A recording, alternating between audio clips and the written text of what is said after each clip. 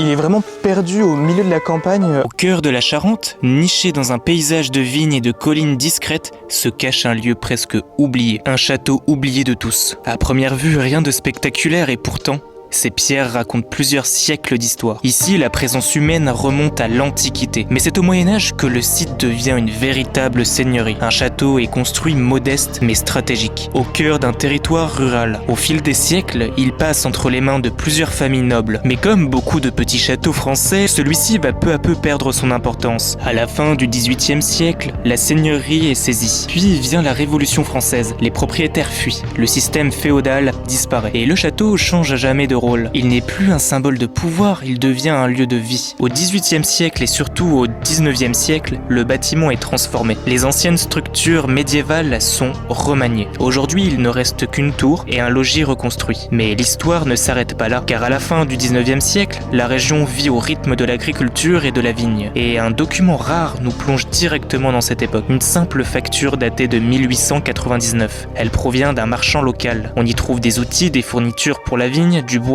des produits pour bâtir et réparer. Aujourd'hui, le château reste discret. Il révèle encore les traces d'un passé profondément humain. Un passé fait de transformation, d'oubli et de mémoire.